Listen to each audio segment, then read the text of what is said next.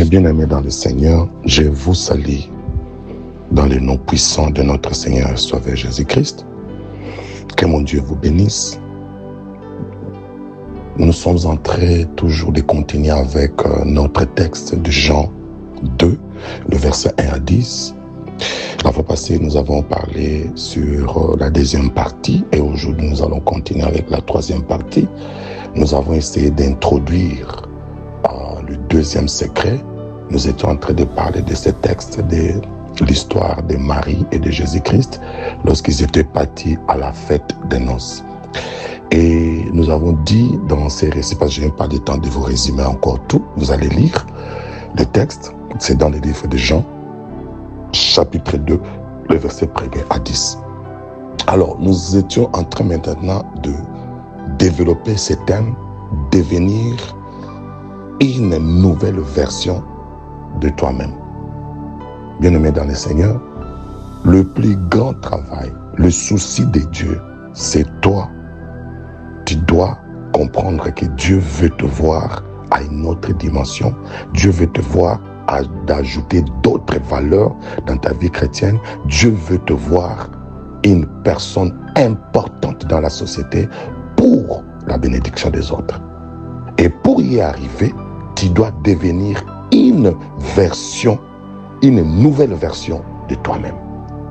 Quand on parle nouvelle, cela montre qu'avant, ce n'était pas bon. Et maintenant, tu dois développer ce qu'on appelle le développement intérieur, en fait que tu deviennes une nouvelle version. Et cette version qui sera une bénédiction, un centre d'intérêt et un lieu d'intercession où tout le monde va braquer les yeux sur toi parce que tu deviens tellement utile, tellement important, et les gens chercheront à venir chercher la grâce, la bénédiction que Dieu a mis en toi.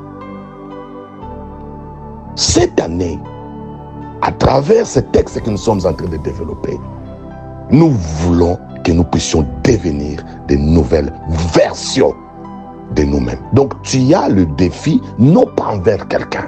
Le défi est maintenant déclaré envers toi-même.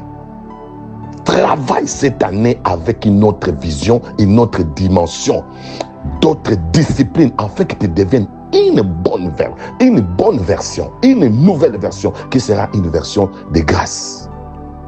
Alors pour y arriver, nous sommes tentés de développer des secrets dans ces textes de Jean 2. Nous avons dit le premier secret, c'est l'alliance. Et dans l'alliance, nous avons épinglé 2 points. Nous avons parlé l'alliance avec Jésus-Christ et l'alliance avec Marie, la mère de Jésus-Christ. Et nous avons développé l'alliance avec Jésus-Christ. Cela veut dire quoi? Il faut vivre une vie radicale avec le Seigneur. Ne pas dire que j'aime le Seigneur, mais en réalité, tu n'aimes pas le Seigneur. Comment? Je m'explique. Beaucoup de gens disent toujours que moi je prie beaucoup, moi j'aime beaucoup le Seigneur, moi j'aime Jésus, Mais en réalité, si tu regardes leur vie, ils n'aiment pas le Seigneur. Écoute, Jésus dit ceci, dans le livre de Jean 14, si vous lisez dans Jean 14, Jésus dit, c'est lui qui m'aime. Si tu m'aimes, tu dois garder ma parole, ou tu dois garder mes commandements. Donc, l'amour, nous comprenons, selon Jésus, il est tenté de dire l'amour est conditionné par l'obéissance. C'est-à-dire, si vous aimez réellement le Seigneur, vous devez l'obéir.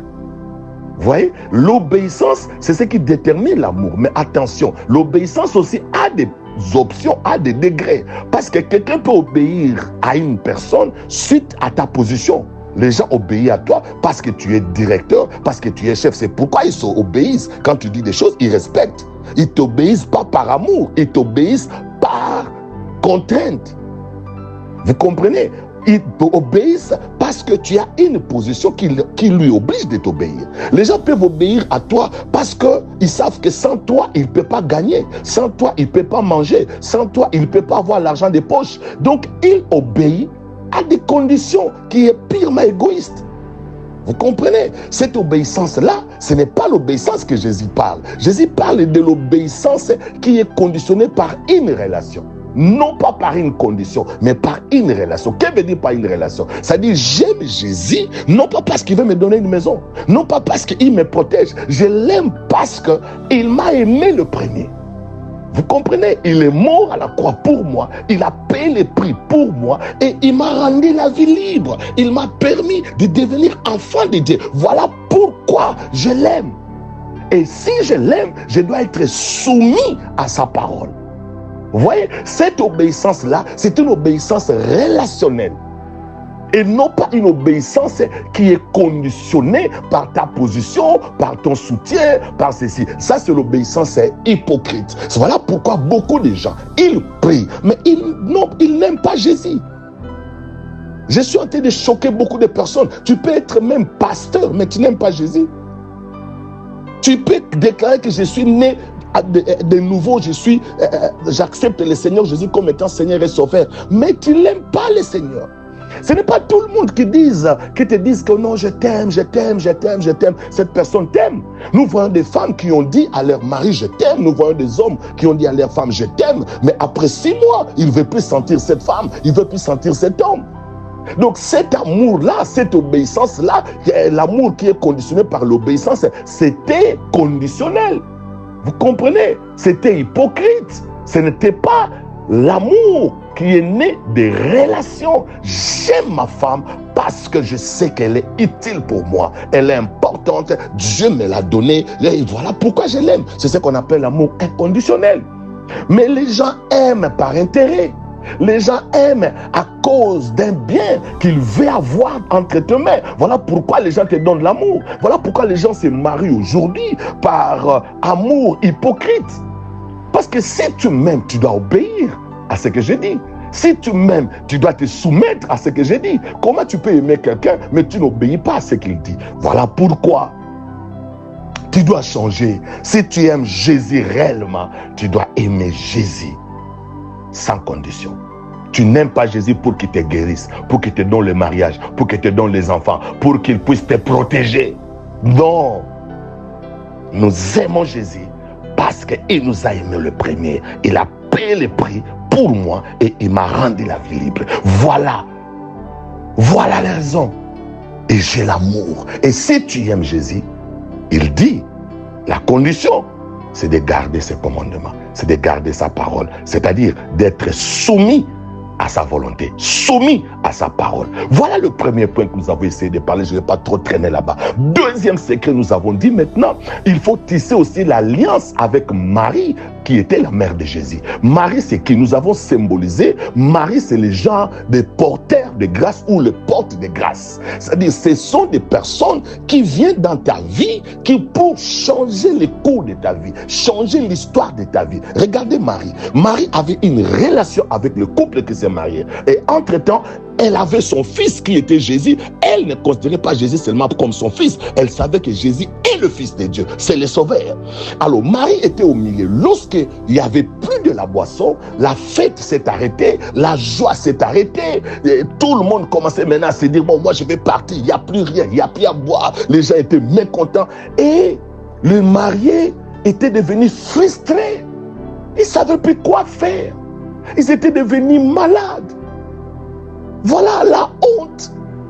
Toutes sortes de choses que vous pouvez imaginer quand vous savez que les gens viennent assister dans votre fête et que la fête ne se déroule pas comme il fallait. Vous savez cette pression-là. Vous savez cette situation-là. Donc, ils étaient par terre. Mais il y a eu Marie, la mère de Jésus. Elle s'est mise debout. Elle a pris leurs problèmes. Elle a pris leurs soucis. Elle a pris leurs inquiétudes. Elle est allée plaider auprès de Jésus. Elle a fait ce qu'on appelle la plaidoirie auprès de Jésus. Elle a insisté. Elle a parlé à Jésus. Elle a pu convaincre Jésus. C'est, regarde, il y a plus à boire. Il y a plus à boire. Les gens commencent à partir. Ce n'est pas bien. C'est une honte pour la maman, par exemple, maman Marthe. C'est une honte pour maman Dorcas. C'est une honte pour maman Marceline. C'est une honte. Maintenant, dans cette situation-là, Marie est en train de négocier avec Jésus, afin que Jésus apporte la solution pour ce couple.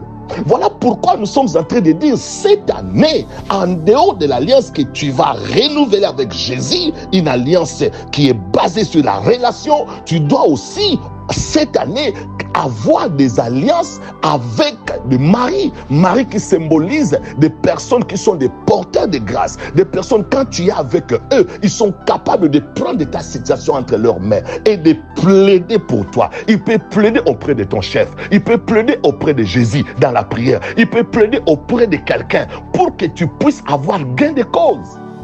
Nous avons besoin de ce genre de personnes, bien-aimés dans le Seigneur. Ne blaguez pas. Il faut développer ce qu'on appelle le réseau humain. Parce que Dieu est dans les cieux. Si Dieu veut te bénir, écoute-moi, Église de Dieu. Dieu ne descendra jamais. Dieu va passer à travers un homme. Et cette personne-là, ou cet homme-là, c'est ça ce que nous appelons le porteur de grâce ou le porte de grâce. Donc, tu dois cette année ouvrir tes yeux. La personne qui doit être ton ami, la personne qui doit être dans ton environnement, ce n'est pas les gens qui vont te perdre le temps. Les gens où vous êtes dans des WhatsApp, dans des discussions inutiles, dans des bêtises, dans des causeries qui ne produisent rien, qui ne peut pas te faire devenir une nouvelle version de toi-même. Tu as besoin d'être une nouvelle version, de changer, de vivre la main de Dieu. Alors, choisis les gens qui peuvent être tout autour de toi. Choisis les gens qui peuvent fréquenter ta maison. Ta maison est devenue comme un flamingo. Il y a des gens dans sa maison, les gens entrent. Donc, on dirait qu'ils sont en train d'entrer dans un marché. Ils entrent dans un marché. Donc, il n'y a pas de respect pour ta maison. Les gens entrent et sortent. Tu loges dans ta maison plus de 3-4 personnes. Tu n'as pas l'esprit de contrôle de ta maison. Tu ne sais même pas ce qui se passe dans ta maison. Tellement la maison est devenue comme un internat. Bien-aimé. Voilà pourquoi les choses ne marchent pas. Voilà pourquoi tu commences quelque chose, tu ne termines pas. Voilà pourquoi il y a la maladie. Il y a des problèmes. Parce que tu es en train de loger des gens que tu ne connais pas, que tu ne maîtrises pas. C'est ça le grand problème. J'aimerais motiver quelqu'un pour cette année. Cette année, tu as besoin de Marie. Marie qui est l'image des porteurs de grâce. Les gens qui peuvent t'ouvrir une porte qui était difficile. Mais si tu es en contact avec cette personne, la porte peut s'ouvrir.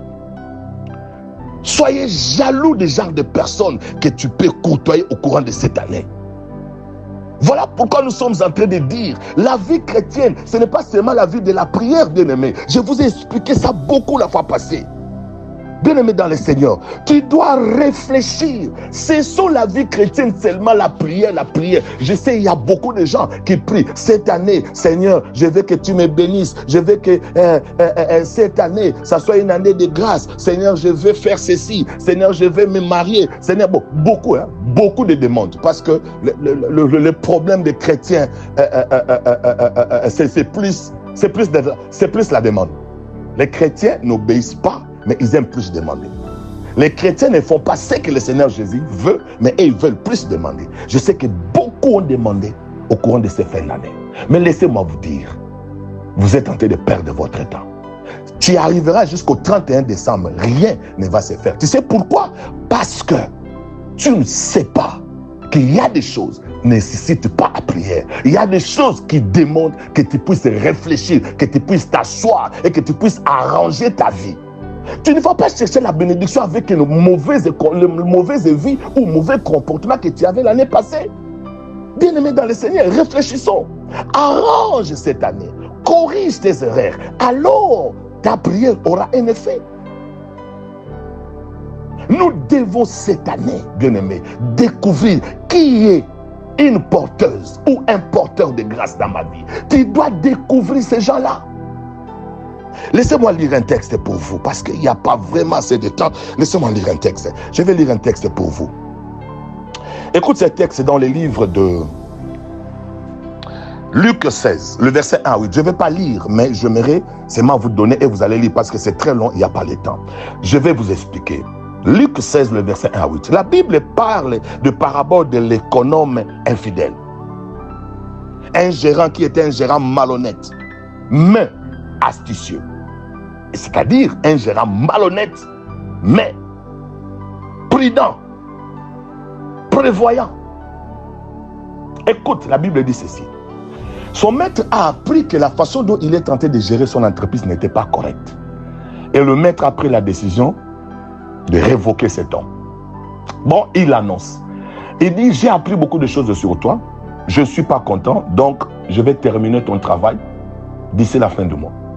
D'ici la fin du mois, en tout cas, tu dois quitter. La Bible dit ceci. Cet homme n'est pas allé en prière de 1 mois. Cet homme n'est pas allé à Mangenguege pour prier. Cet homme n'est pas entré en gêne. Oh, il y a un combat qui arrive. Mon patron a dit que, en tout cas, d'ici la fin du mois, c'est fini. Le travail va se terminer. Oh, ça, c'est un combat. Ça doit être un sorcier de la famille de mon oncle. Tu vois, mon oncle, là, ce jour-là, la façon dont je ne lui avais pas dit bonjour, il m'a regardé avec le mauvais œil. Je suis sûr que c'est lui qui est en train de me combattre. Tu vois ma tante, là, depuis qu'il est venu dormir dans ma maison, je suis sûr que c'est elle plutôt, qui est en train de faire tout ça. Bien aimé. Ce sont des taxés des gens, des sorciers, matin, midi, soir. Le problème est de s'asseoir, de réfléchir. La Bible dit que cet homme n'est pas entré à gêne. Cet homme n'a pas commencé à voir des sorciers, des démons tout autour de cette situation. Cet homme a compris, oui, il a décidé. La situation est close. Je vais terminer ce travail. Ce travail va s'arrêter bientôt. Qu'est-ce que je dois faire? La Bible dit qu'il a réfléchi. Nous voulons des chrétiens qui réfléchissent. Et nous des chrétiens qui courent vite dans des prières, dans des jeûnes et qui voient des sorciers partout. Il a réfléchi. La Bible dit, il s'est dit, ok, je vais aller voir tous les clients qui ont des dettes pour l'entreprise. Et je vais réduire leurs dettes. Je vais faire tout pour leur donner la joie. Que je sois un ami avec eux. À travers cette réduction, ils vont beaucoup aimer. Et lorsque mon chef va me virer, ces gens-là, je devenais ami avec eux pour l'acte que j'ai posé. Et ces gens-là ne m'abandonneront pas. Donc cet homme a compris, devant cette situation qui m'arrive, le problème est de chercher le porteur de grâce. Cet homme a compris que je dois chercher le porteur de grâce. Et écoute ce que la Bible dit. Jésus a loué cet homme, non pas à cause de sa malhonnêteté, mais Jésus l'a loué à cause de l'habileté et de la prévoyance. C'est pourquoi il a dit, les enfants de ce siècle sont plus avisés que les enfants de la lumière. Donc Jésus l'a loué. Est-ce que tu peux t'imaginer quelqu'un qui est malhonnête, mais Jésus l'apprécie, Jésus le loue, non pas à cause de la malhonnêteté, mais Jésus le loue à cause de l'habileté et de la prévoyance. C'est quelqu'un qui était prévoyant. Il a dit, je vais me faire des amis avec eux. Parce que demain, quand il y aura plus de travail, ils penseront à moi. Ils vont se souvenir du bienfait que je leur ai fait. Bien-aimé, fais du bien. Sois stratège. Ce n'est pas seulement prier. Le combat que je suis en train d'amener maintenant, ne me prenez pas mal. Parce que vous, toujours quand on dit quelque chose, vous le contournez dans le sens inverse pour chercher comment insulter, comment injurier, comment faire des commentaires bidons et inutiles. Je ne refuse pas la prière. Mais je dis ceci. Il y a des choses qu'on doit prier, il y a des choses qu'on ne doit pas prier, qu'on doit s'asseoir et réfléchir. Cet homme n'est pas entré en gêne. Lis la Bible. Jésus l'a loué, non pas parce qu'il priait, non pas parce qu'il a fait 100 jours de prière, parce qu'il a gêné, parce qu'il a chassé les démons. Non, Jésus l'a loué parce qu'il était habile, l'habileté et la prévoyance. Il a si cherché les porteurs de grâce. Il a cherché Marie. Marie qui peut plaider un jour. Marie qui peut intervenir dans ta vie un jour. Marie qui peut t'ouvrir des portes un jour. Lorsque tu seras dans le chômage, l'amitié que tu avais tissée avec cette femme, l'amitié que tu avais tissée avec cet homme peut t'aider demain. Voilà pourquoi il ne faut seulement pas prier pour le plaisir de prier. Fais de bonnes choses dans la vie. Sois gentil envers les gens. Sois serviable. Essaye d'aider les gens dans la vie. Bien-aimé, ce n'est pas tout le monde sont des ingrats.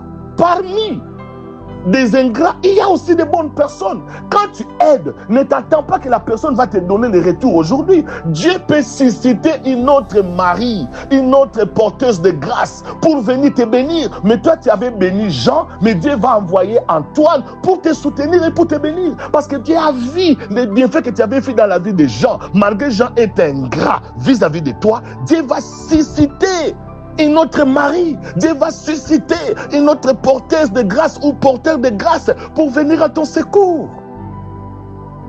Oh, Église de Dieu, quelle vie chrétienne nous sommes en train d'amener aujourd'hui. Les gens sont devenus méchants. Tu vois ton voisin en train de souffrir, tu ne veux même pas l'aider. Tu as des jeeps, tu as des voitures, tu passes sous la pluie, tu vois quelqu'un que tu connais, tu ne veux pas le faire entrer dans ta voiture parce qu'il va mouiller ta voiture.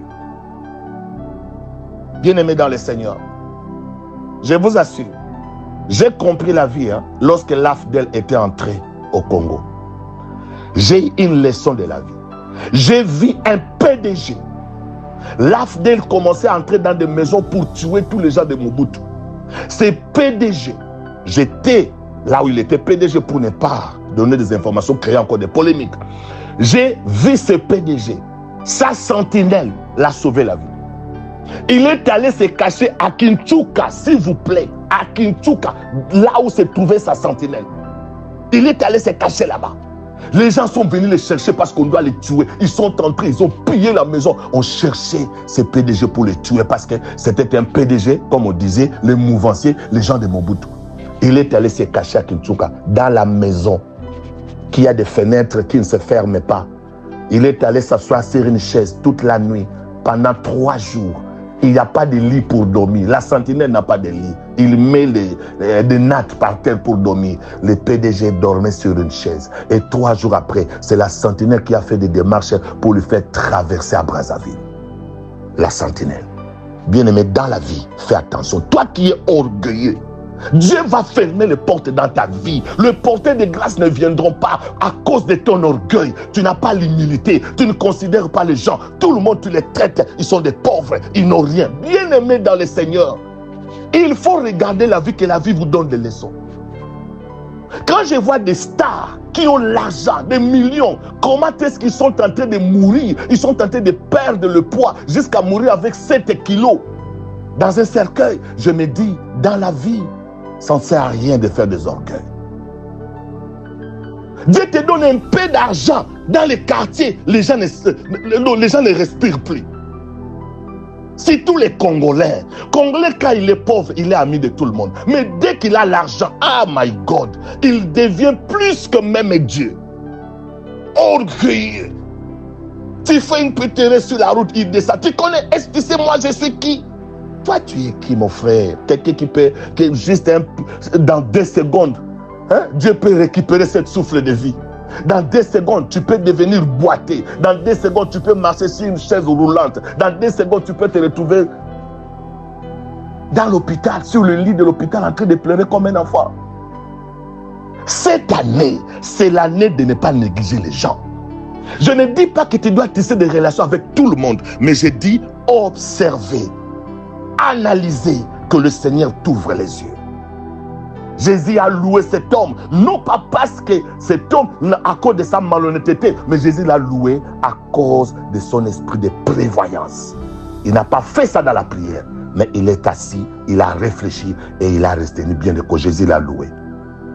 Et lorsque le patron va le révoquer, tous ces gens qui avaient tissé l'amitié, ces gens vont l'aider. Bien-aimés dans le Seigneur, cette année, c'est l'année des réseaux humains. Écoutez-moi bien. Vous qui cherchez des gens dans des TikTok, que tu puisses avoir beaucoup de gens, beaucoup de views. Cette année, pour toi, ce n'est pas des views. Pour toi, c'est les réseaux humains. Cherchez des réseaux humains. Bien-aimés, quelqu'un qui a de bonnes relations, il ne peut pas mourir affamé. Quelqu'un qui a de bonnes relations, il ne peut pas manquer le travail pendant toute une année. Quelqu'un qui a de bonnes relations, tu peux voyager, venir en Europe à cause d'une relation, mon frère et ma soeur.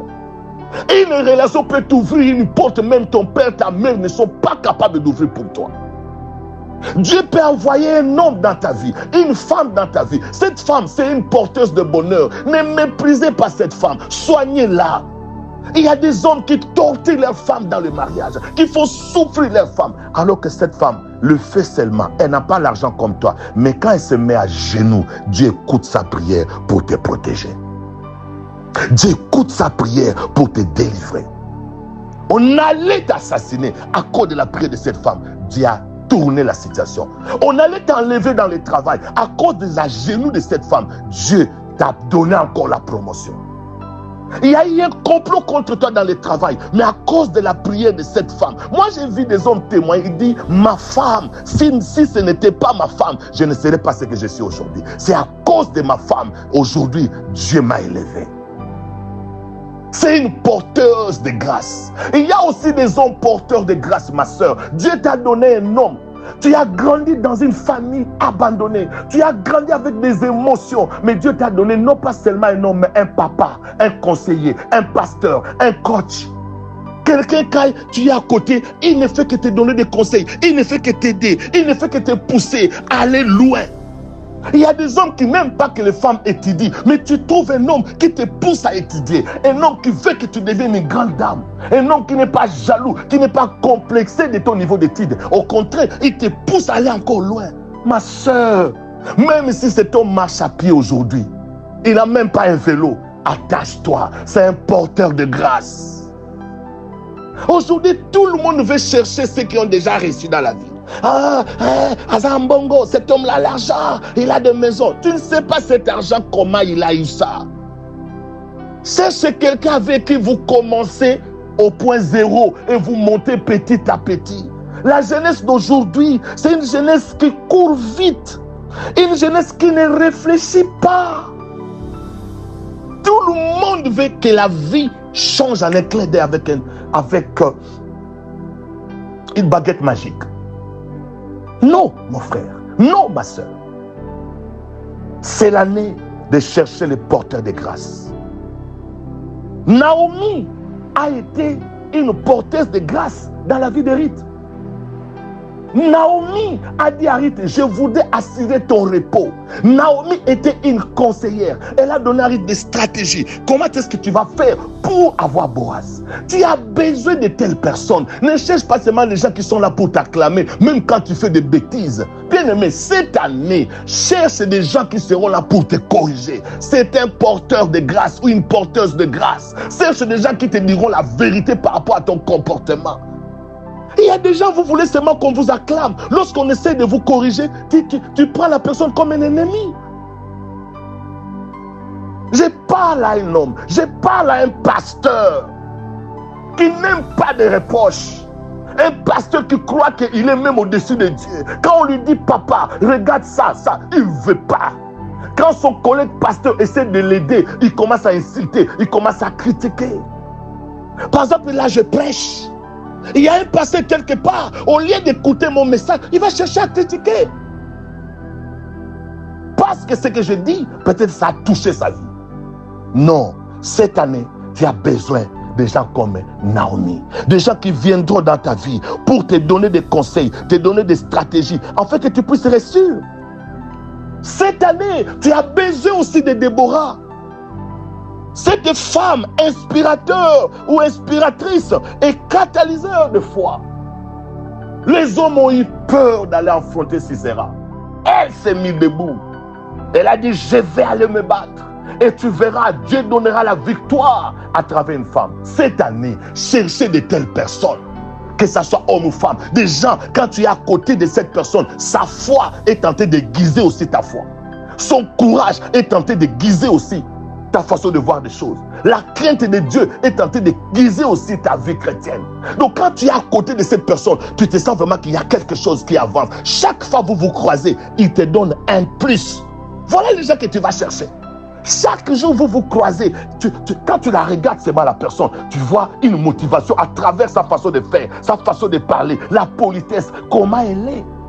Une femme qui est dans le mariage, qui respecte son homme, qui est polie. Ce sont de telles personnes que tu dois chercher.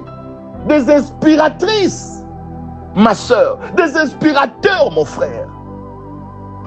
Cherche des Déborah.